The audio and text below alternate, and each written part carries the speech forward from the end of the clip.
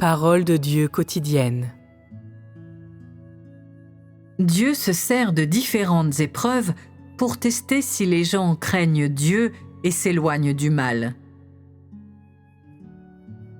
À chaque ère, Dieu confie certaines paroles à l'homme quand il travaille dans le monde, livrant certaines vérités à l'homme. Ces vérités servent à désigner la voie que l'homme doit emprunter, la voie que l'homme doit parcourir, la voie qui permet à l'homme de craindre Dieu et de s'éloigner du mal, et la voie que les personnes devraient pratiquer et à laquelle adhérer dans leur vie et tout au long de leur parcours de vie. Pour ces raisons, Dieu confie ses paroles à l'homme. L'homme doit adhérer à ces paroles qui viennent de Dieu, et adhérer à ces paroles, c'est recevoir la vie. Si une personne n'adhère pas à ces paroles, ne les met pas en pratique et ne vit pas les paroles de Dieu dans sa vie, alors cette personne ne met pas la vérité en pratique. Et si elle ne met pas la vérité en pratique, alors elle ne craint pas Dieu, ne s'éloigne pas du mal, ni ne peut satisfaire Dieu.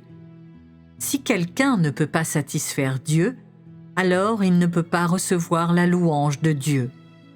Ce type de personne n'a pas une fin. Alors, dans le cadre de son œuvre, comment Dieu détermine-t-il la fin d'une personne? Quelle méthode Dieu utilise-t-il pour déterminer la fin de l'homme? Peut-être que vous ne comprenez pas cela très bien à ce moment, mais quand je vous révélerai la procédure, tout deviendra plus clair. C'est parce que plusieurs personnes l'ont déjà expérimenté elles-mêmes. Au cours de l'œuvre de Dieu, depuis le début jusqu'à maintenant, Dieu a dressé des épreuves pour chaque personne, ou vous pourriez dire pour chaque personne qui le suit, et ces épreuves sont de différentes mesures. Il y a ceux qui ont connu l'épreuve d'être rejetés par leur famille, ceux qui ont connu l'épreuve d'un environnement défavorable, ceux qui ont connu l'épreuve d'être appréhendés et torturés, ceux qui ont connu l'épreuve d'avoir à affronter un choix, et ceux qui ont fait face aux épreuves de l'argent et du statut. Généralement parlant, chacun de vous a affronté toutes sortes d'épreuves. Pourquoi Dieu travaille-t-il comme cela? Pourquoi Dieu traite-t-il toute personne comme cela? Quel genre de résultat veut-il voir? Cela est le point clé de ce que je veux vous dire.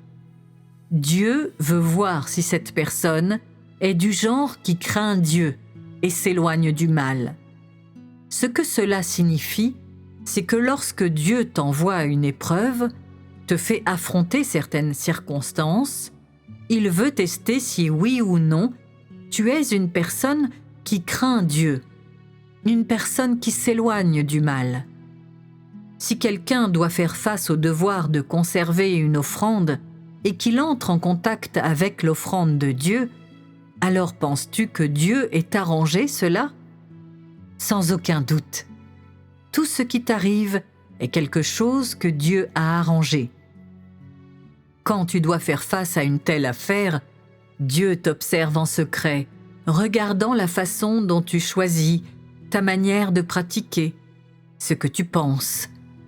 Le résultat final est ce qui intéresse le plus Dieu, car c'est le résultat qui lui permettra de mesurer si oui ou non tu as atteint la norme de Dieu dans cette épreuve. Cependant, quand certains affrontent une certaine affaire, souvent, ils ne pensent pas à la raison de cette affaire ou à la norme exigée par Dieu. Ils ne pensent pas à ce que Dieu veut voir en eux, à ce qu'il veut obtenir d'eux. Face à cette affaire, ce genre de personnes pense seulement « Voici quelque chose que je dois affronter.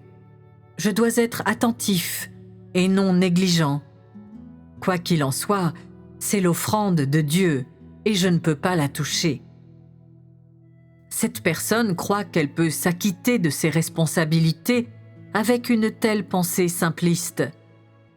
Dieu serait-il satisfait du résultat de cette épreuve ou ne serait-il pas satisfait?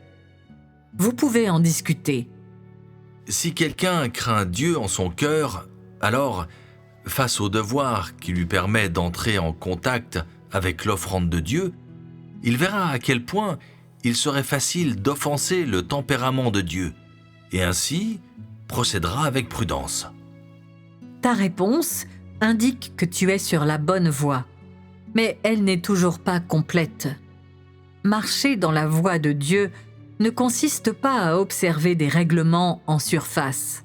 Au contraire, cela signifie que lorsque tu affrontes une affaire, tout d'abord, tu la considères comme une circonstance qui a été arrangée par Dieu, une responsabilité qui t'a été impartie par lui, ou une chose qu'il t'a confiée, et que lorsque tu affrontes cette affaire, tu devrais même la considérer comme une épreuve de Dieu.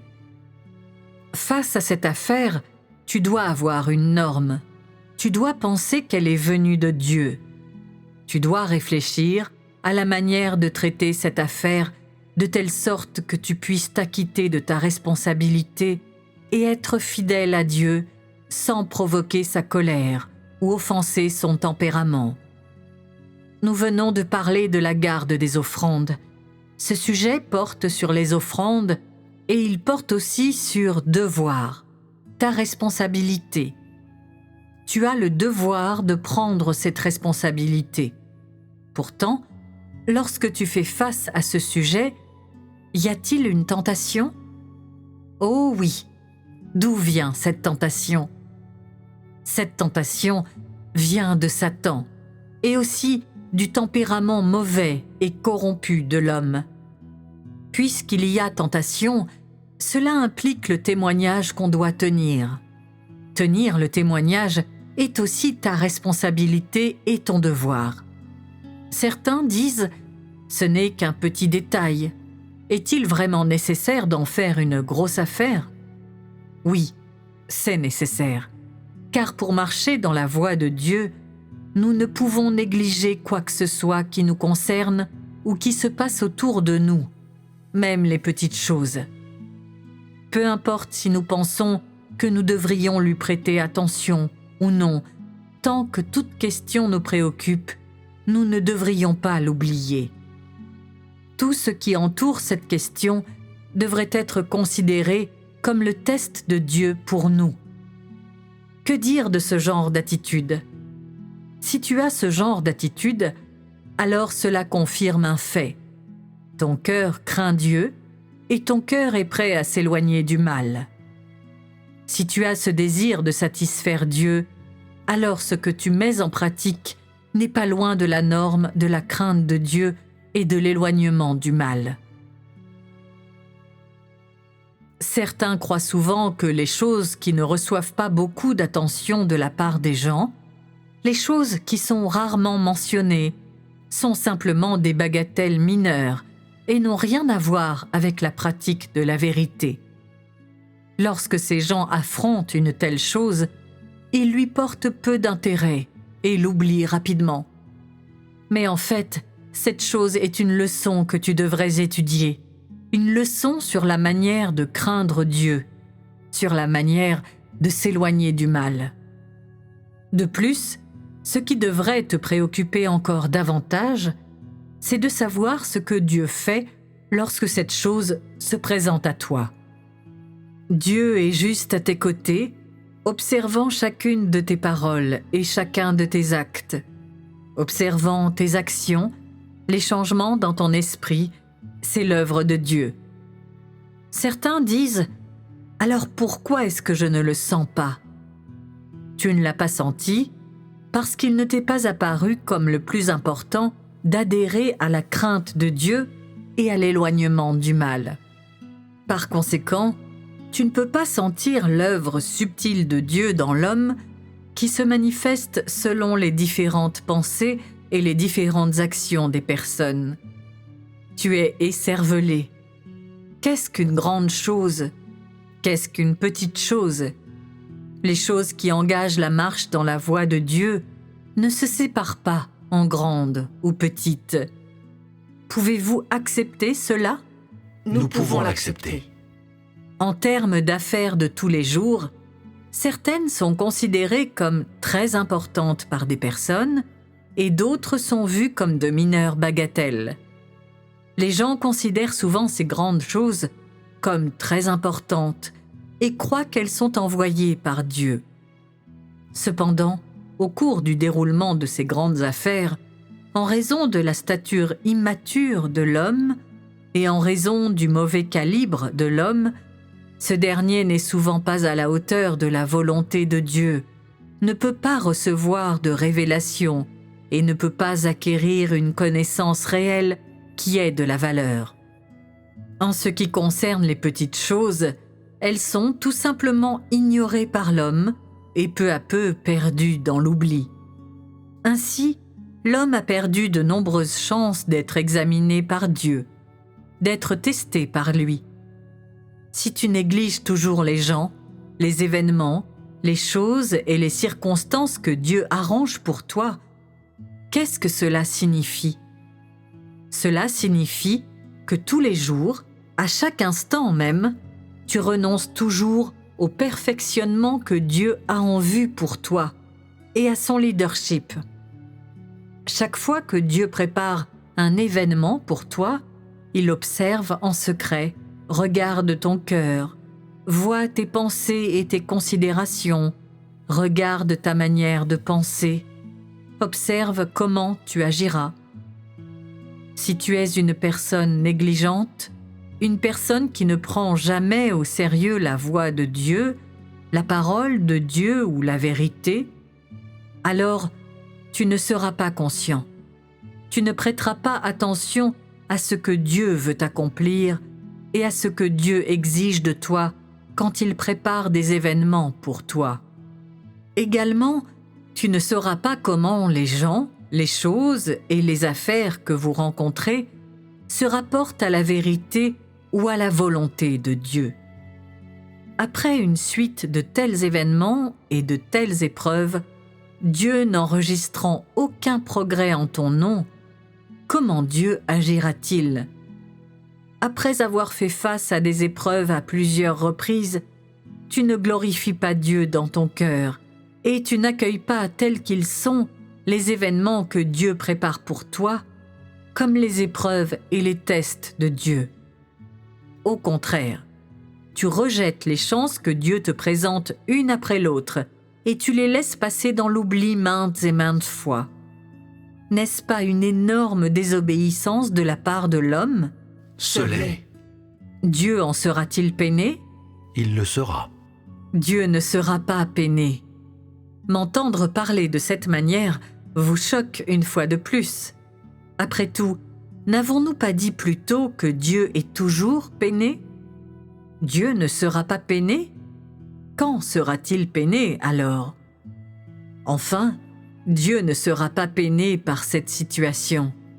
Alors, quelle est l'attitude de Dieu envers le type de comportement décrit ci-dessus? Quand les gens rejettent les épreuves, les tests que Dieu leur envoie, quand ils se dérobent à ces épreuves, Dieu n'a qu'une seule attitude envers ces gens. Quelle est cette attitude? Dieu dédaigne ce genre de personnes du fond de son cœur.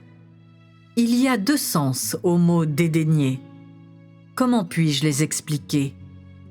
Au plus profond, le mot a une connotation de dégoût, de haine. Et le deuxième sens, c'est la partie qui implique laisser tomber quelque chose. Vous savez tous ce que laisser tomber signifie, oui. En bref, dédaigner désigne la réaction et l'attitude ultime de Dieu envers ces personnes qui se comportent de telle manière. C'est la haine extrême pour ces personnes, le dégoût, et donc la décision de les abandonner.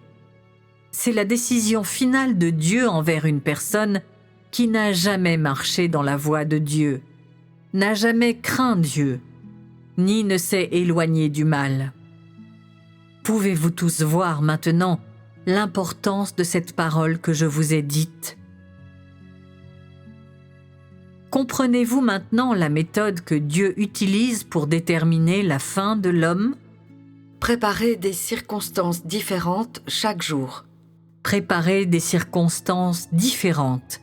C'est ce que les gens peuvent sentir et toucher. Alors, quel est le motif de Dieu pour cela? Le motif est que Dieu veut faire subir à chaque personne des épreuves d'une manière différente, à des moments différents et dans des lieux différents. Quels attributs de l'homme sont testés dans cette épreuve? Il importe peu que tu sois ou non le genre de personne qui craigne Dieu et s'éloigne du mal dans toutes les choses que tu affrontes, tout ce dont tu entends parler, tout ce que tu vois et tout ce que tu expérimentes personnellement. Toute personne devra faire face à ce genre d'épreuve parce que Dieu est équitable envers toutes les personnes. Certains disent « J'ai cru en Dieu pendant de nombreuses années. Comment se fait-il que je n'ai pas fait face à une épreuve ?» Tu sens que tu n'as pas fait face à une épreuve parce que chaque fois que Dieu a préparé les circonstances pour toi, tu ne les as pas prises au sérieux et n'as pas voulu marcher dans la voie de Dieu. Donc, tu n'as simplement aucun sens des épreuves que Dieu envoie. Certains disent « J'ai fait face à quelques épreuves, mais j'ignore la bonne manière de pratiquer. Même si j'ai pratiqué, je ne sais toujours pas si je suis resté ferme pendant les épreuves. » Les personnes dans ce genre de situation ne sont certainement pas en minorité. Alors, quelles normes Dieu utilise-t-il pour évaluer les gens? Je l'ai dit il y a quelques instants. Tout ce que tu fais, tout ce que tu penses et tout ce que tu exprimes, cela manifeste-t-il la crainte de Dieu et l'éloignement du mal? Cela est la manière de déterminer si oui ou non tu es une personne qui craint Dieu et s'éloigne du mal. Est-ce un concept simple? C'est assez facile à dire, mais est-ce facile à mettre en pratique? Ce n'est pas si facile. Pourquoi n'est-ce pas si facile? Parce que les gens ne connaissent pas Dieu, ignorent comment Dieu perfectionne l'homme, et donc, quand ils affrontent des choses, ils ne savent pas comment chercher la vérité pour résoudre leurs problèmes. Les gens doivent passer par diverses épreuves, divers raffinements, châtiments et jugements avant d'avoir la réalité de la crainte de Dieu. Vous le dites comme cela, mais en ce qui vous concerne, craindre Dieu et s'éloigner du mal, cela vous semble facilement réalisable en ce moment. Pourquoi est-ce que je dis cela? Parce que vous avez écouté plusieurs sermons et avez été très bien abreuvé par la réalité de la vérité. Cela vous a permis de comprendre comment craindre Dieu et vous éloigner du mal en théorie et en pensée. En ce qui concerne votre pratique de la crainte de Dieu et de l'éloignement du mal, tout cela a été utile et vous a fait sentir qu'une telle chose est facilement réalisable. Alors pourquoi, en réalité, les gens n'y parviennent-ils jamais? La raison en est que l'essence de la nature de l'homme ne craint pas Dieu et aime le mal. Voilà la vraie raison.